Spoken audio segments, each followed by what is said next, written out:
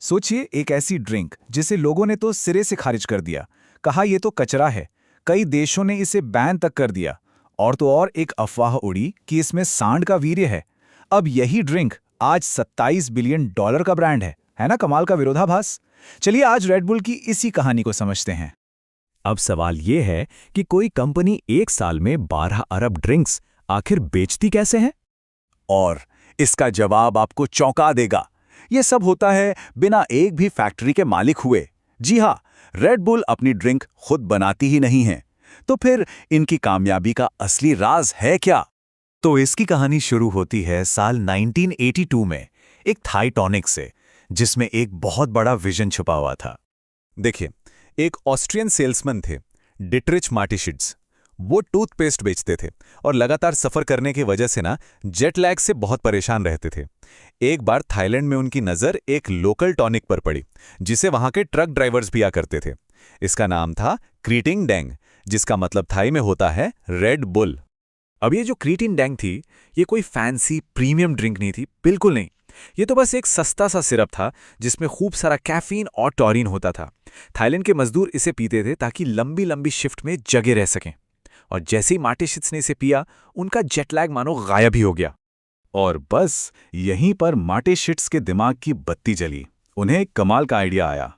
क्यों ना इस सस्ते लोकल टॉनिक को एक प्रीमियम वेस्टर्न लाइफस्टाइल ब्रांड में बदल दिया जाए, और वो भी एक ऐसे मार्केट के लिए जो उस वक्त था ही नहीं, उसे बनाना पड़ता। तो इस आइडिया को हकीकत बनाने के लिए उन्होंने क्या किया? उन्होंने मार्केटिंग की किताब के हर नियम को फाड़कर फेंक दिया। यकीन मानिए, 1987 में जब रेडबुल को लॉन्च करने से पहले पहली मार्केट रिसर्च हुई, तो उसका नतीजा एकदम खराब था। रिपोर्ट में साफ साफ लिखा था कि इस ड्रिंक का कोई भविष्य नहीं है। लोगों ने कहा इसका स्वाद तो किसी कड़वी दवाई जैसा है। लेकिन रेडबुल ने क्या किया? उन्होंने मार्केट रिसर्च की रिपोर्ट को कूड़े में फेंक दिया। जहां दूसरी कंपनियां अपना प्रोडक्ट हर दुकान पर रखना चाहती हैं, इन्होंने जानबूझकर इसकी कमी पैदा की।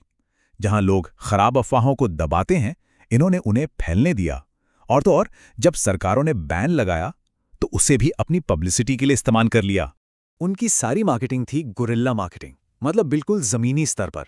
उन्होंने यूनिवर्सिटी के सबसे पॉपुलर स्टूडेंट्स को पकड़ा, पार्टियों में फ्री में रेड बुल बांटी, और तो और बड़े बड़े क्लब्स में जानबूझकर खाली कैन रखवा दिए ताकि लोगों को लगे कि अरे वाह, ये तो सब पी रहे हैं। और हाँ, वो जो सांड के वीर्य वाली अफवाह थी, उसका कभी खुलकर खंडन नहीं किया। तो इस अजीबो-गरीब मार्केटिंग का नतीजा क्या हुआ? इससे सिर्फ एक ड्रिंक नहीं बिकी, बल्कि एक पूरा का पूरा साम्राज्य खड़ा हो गया। मार्टिशिड्स का फंडा एकदम क्लियर था। वो कहते थे, किसी और को स्पॉन्सर क्यों करना, पूरी टीम ही खरीद लो, पूरा इवेंट ही अपना बना लो। किसी और की कार पर अपना स्टिकर चिपकाने से अच्छा है अपनी खुद की रेसिंग टीम बना लो। और उनकी इसी सोच का सबसे बड़ा और सबसे हैरत अंगेज उदाहरण है ये नंबर 39 किलोमीटर।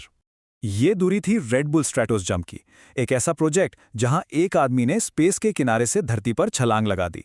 अब ये सिर्फ कोई स्टंट नहीं था, ये असल में एक 2 घंटे लंबा लाइव कमर्शियल था जिसे पूरी दुनिया ने देखा और जिसके बाद रेडबुल की सेल्स आसमान छू गई।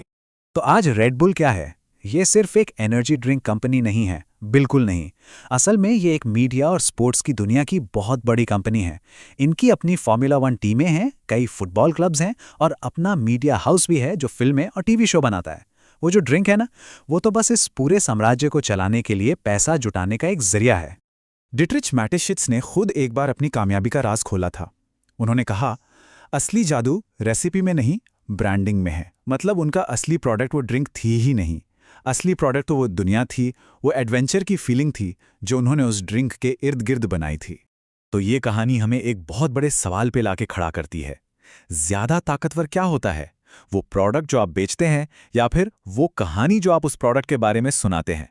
शायद रेडबुल की कहानी ही इस सवाल का सबसे अच्छा जवाब है।